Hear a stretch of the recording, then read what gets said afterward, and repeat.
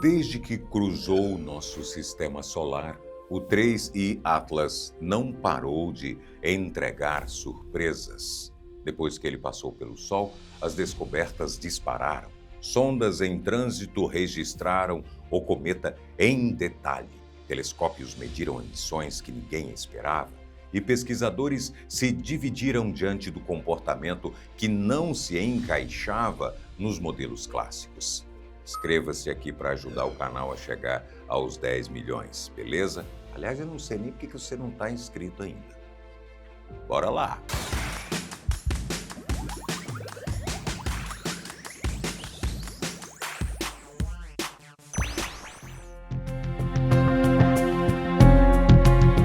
Durante toda a aproximação do 3I Atlas, as atenções estavam voltadas para telescópios terrestres, para o Hubble, o James Webb e as sondas em órbita de Marte.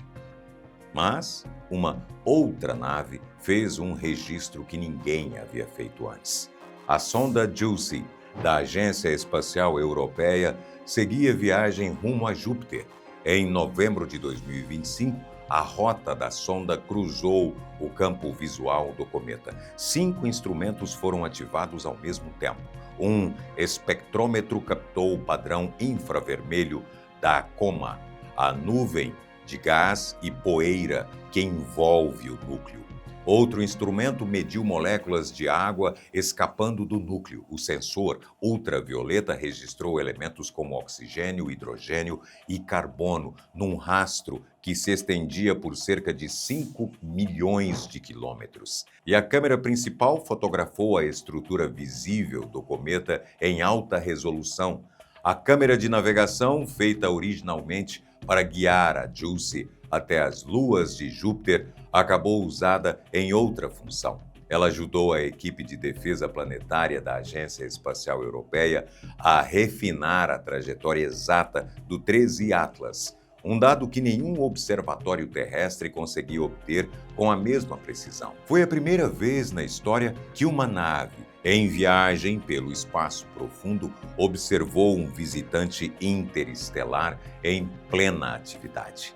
E, logo nessa passagem, a JUICE entregou uma medição que ninguém esperava encontrar naquela escala.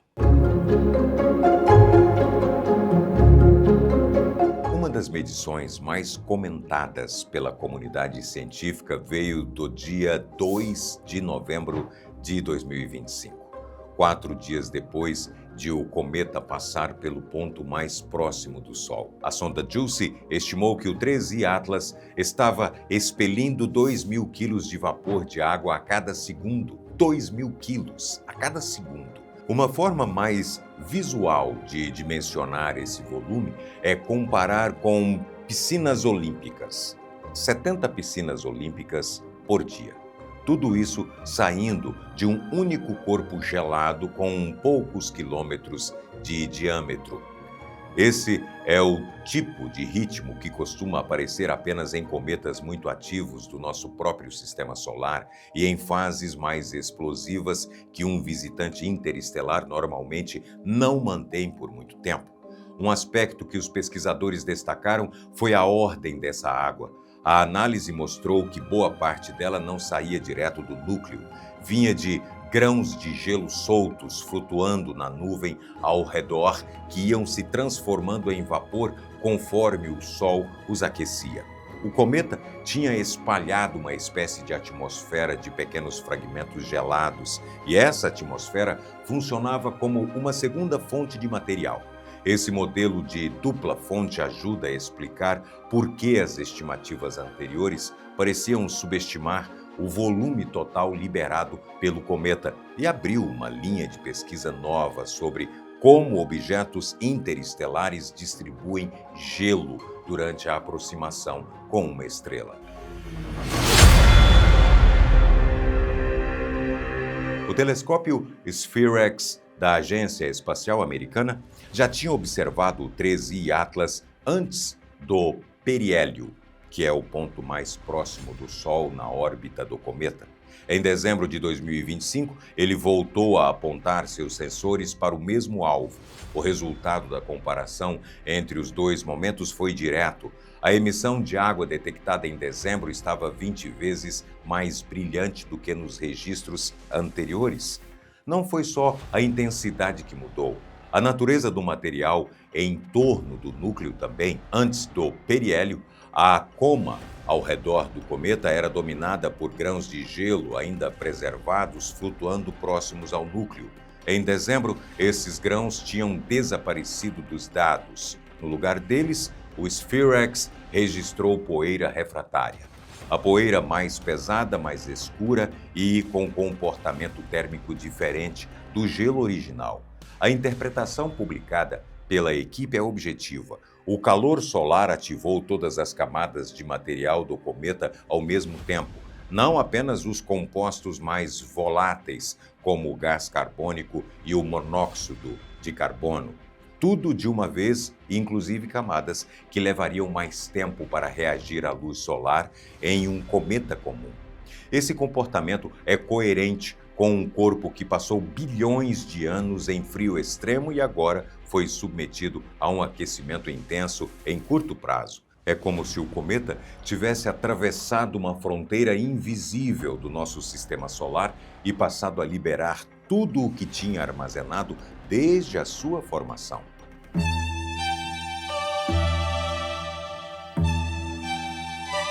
No dia 7 de janeiro de 2026, o telescópio Subaru, instalado no topo do vulcão Mauna Kea, no Havaí, fez uma observação que mudou o entendimento sobre o 13 Atlas.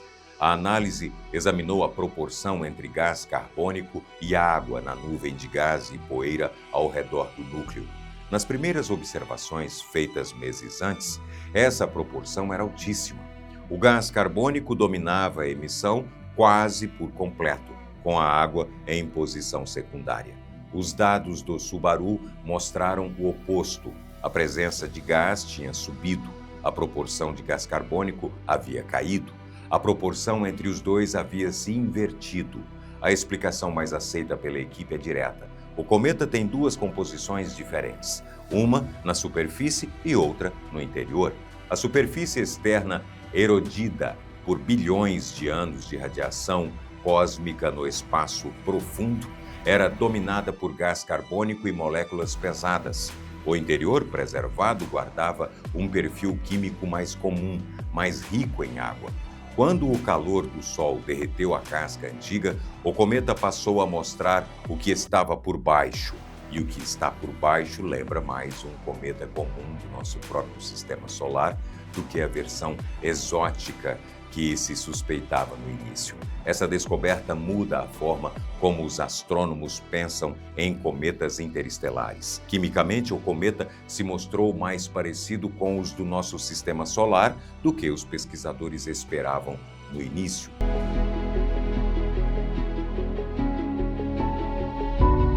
Medir o giro de um núcleo cometário não é simples. É preciso acompanhar a variação de brilho ao longo de muitas noites e procurar padrões que se repetem. Antes do periélio, os dados mostravam um ciclo de cerca de 16 horas para o 13 Atlas. Um número longo, até se comparado a outros cometas conhecidos.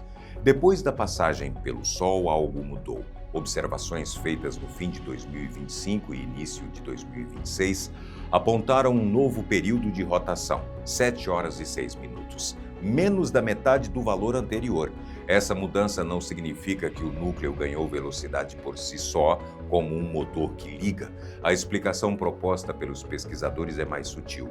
Os jatos de gás que ativaram ou se reorganizaram depois do periélio funcionaram como pequenos foguetes distribuídos pela superfície. Ao disparar em direções específicas, esses jatos atuaram como aceleradores da rotação, reorganizando o equilíbrio dinâmico do corpo inteiro. Observar esse tipo de mudança em tempo real é raro. Cometas do nosso sistema solar já mostraram variação de rotação após passagens próximas do Sol, mas em um visitante interestelar, esse é o primeiro registro do fenômeno documentado com precisão. e confirma, mais uma vez, que a passagem pelo periélio não foi um evento cosmético, foi uma transformação mecânica significativa do objeto.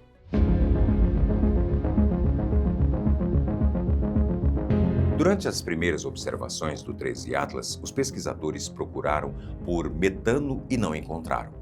A molécula que aparece em praticamente todos os cometas típicos simplesmente não dava sinal. Depois do periélio, essa ausência mudou. Em dezembro de 2025, o metano passou a aparecer nos espectros. E a presença só cresceu nos meses seguintes, inclusive enquanto o cometa já se afastava do Sol. Uma equipe do Instituto de Tecnologia da Califórnia registrou a assinatura clara da molécula nos dados. Essa chegada tardia tem uma explicação ligada diretamente à história do próprio cometa. O 13 Atlas atravessou bilhões de anos no espaço interestelar. Durante esse tempo, a superfície dele foi bombardeada por radiação cósmica. Esse bombardeio desgasta moléculas simples e cria uma crosta mais dura, com composição diferente do interior. O metano que existia originalmente na superfície foi destruído pela radiação muito antes do cometa chegar aqui.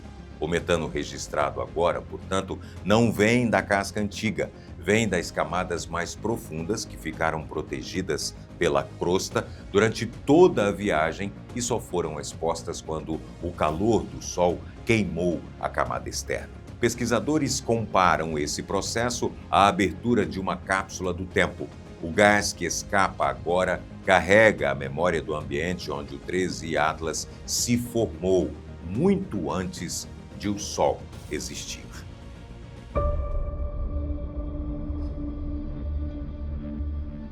Quando esse metano finalmente apareceu, os pesquisadores correram para analisá-lo em detalhe. O que interessava não era apenas a presença da molécula, era a composição química precisa dos átomos de hidrogênio que a formam. Hidrogênio pode aparecer em duas versões da natureza: o hidrogênio comum e o deutério, uma versão mais pesada desse mesmo elemento. A proporção entre um e outro em uma molécula funciona como uma espécie de impressão digital química. Ela diz em que temperatura aquele material foi formado. Um estudo publicado em março de 2026 mediu essa proporção no metano do 3I Atlas. O valor encontrado foi de cerca de 3%, muito acima do que se vê em cometas do nosso sistema solar. E raríssimo até entre os cometas mais frios já observados de forma direta. Uma proporção desse tamanho só aparece em ambientes extremamente frios, locais onde a temperatura esteve próxima do zero absoluto por muito tempo. A interpretação dos autores é que o 13 Atlas pode ter se formado em uma região muito antiga da nossa galáxia. Talvez uma parte primitiva da Via Láctea, com química diferente daquela que gerou o Sol e os planetas conhecidos. É a primeira vez na história que uma medição isotópica desse tipo é feita em um objeto interestelar. E é um dos indícios mais diretos já obtidos sobre a origem desses visitantes raros.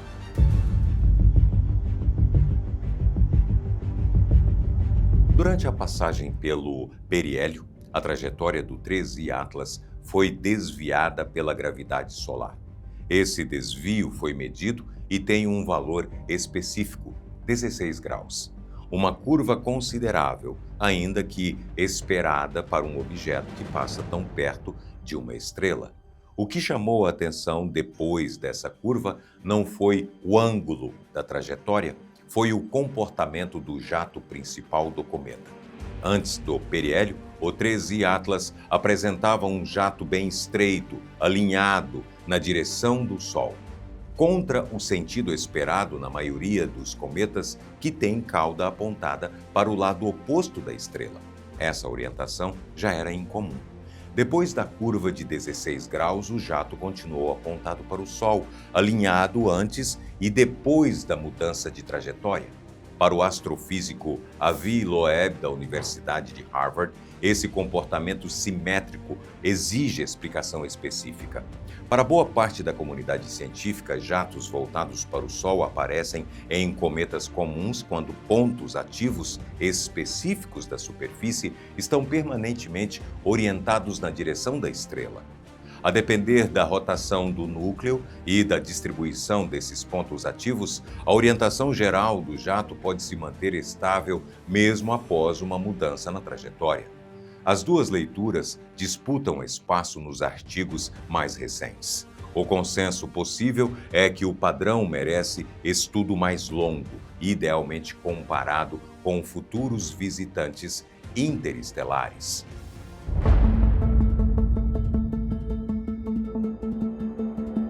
Cometas comuns ganham um empurrão extra quando se aquecem perto do Sol.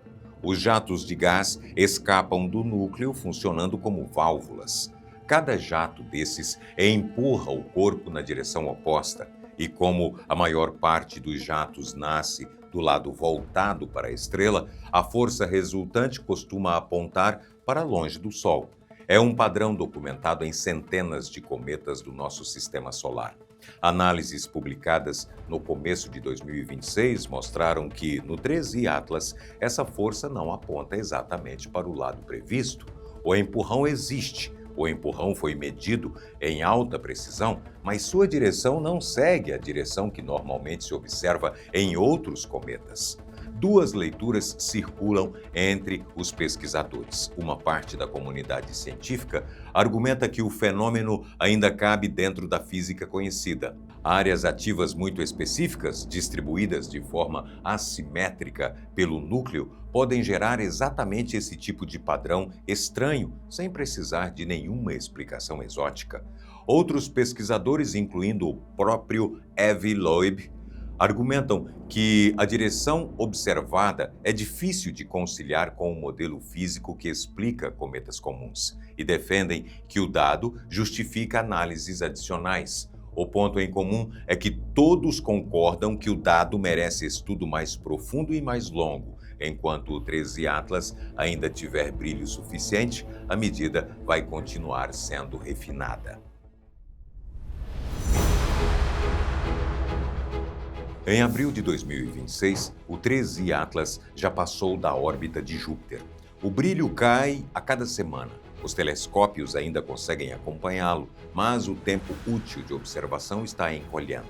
Logo, ele estará fraco demais para os instrumentos disponíveis hoje. Essa fase final levou o astrofísico Avi Loeb, professor da Universidade de Harvard, a publicar em março de 2026 um catálogo com 22 características do 13 Atlas que, segundo ele, ainda não tem explicação completa. A lista inclui o tamanho estimado do núcleo, a trajetória que passou alinhada com o plano dos planetas do Sistema Solar, a proporção química entre níquel e ferro na coma, a composição incomum do gás, o comportamento dos jatos e a razão isotópica do metano. Para Loeb, cada ponto isolado pode ter explicação possível. O que ele considera relevante é o conjunto delas. A Agência Espacial Americana e a maior parte dos pesquisadores que acompanharam o 13 Atlas chegam a uma avaliação diferente. Para esse grupo, cada anomalia individual encontra explicação em processos físicos conhecidos. Cometas variam entre si, superfícies erodidas variam, corpos vindos de outros sistemas estelares podem ter química diferente sem exigir nenhuma hipótese extraordinária. O ponto onde ambos os lados concordam é que o legado científico do 13 Atlas já está consolidado. Antes mesmo de o cometa desaparecer de vista, ele já alterou a forma como a ciência estuda visitantes interestelares. Os próximos vão chegar com um manual novo, escrito durante essa única passagem. E se eu te disser que você pode enxergar as crateras da Lua em detalhes aí da sua casa? aí da sua casa, agora mesmo. Com esse telescópio refletor de 150 milímetros de lente, 1.400 de distância focal e uma base de rastreio equatorial, você vai ser capaz de enxergar não apenas as crateras, mas as montanhas, vales e mares da Lua com uma riqueza de detalhes. Você também poderá ver com esse telescópio os anéis de Saturno bem de pertinho, as calotas polares de Marte ou as manchas aleatórias nos discos planetários de Vênus e Mercúrio. Incrível, né? Clica no produto que está aparecendo aí na tela ou na descrição no vídeo e compre o melhor telescópio profissional que você não sabia que precisava até agora. Agora você sabe que precisa. Daqui a alguns meses, o 3i Atlas estará longe demais para qualquer telescópio, mas o que ele deixou registrado vai continuar sendo estudado por muitos anos. Se esse visitante te deixou curioso, aqui na tela tem outro vídeo que vai render mais umas boas horas de fascínio cósmico. Já que a gente está falando de visitante do espaço profundo, nada mais justo que mandar um salve para a tripulação que navega junto com o canal, os nossos curiosos de plantão. A Daniela Godinho, o Roberto Carlos, o DJ Alexia Infinity, Branca Sonnenblume, Feitos de Luz, José Walter Silva, Osvaldo MKN e Paulo Idelfonso de Souza. Vocês são combustível real e puro para esse canal, beleza? E no topo da tripulação, o comandante top 1 de hoje, Matheus. Um salve gigante para você, meu guerreiro. Valeu por acreditar no top 10. Você quer entrar para a tripulação também e ainda desbloquear o conteúdo exclusivo? Clica aqui em Seja Membro, aqui embaixo, e bora fazer parte dessa comunidade de curiosos. E antes de ir embora, deixa o seu like, se inscreva no canal para não perder nenhuma descoberta e ativa o sininho esse para todas as notificações para chegar em primeira mão quando o próximo vídeo sair. Beleza? Eu sou o Boco. Esse é o Top 10. Até o próximo vídeo.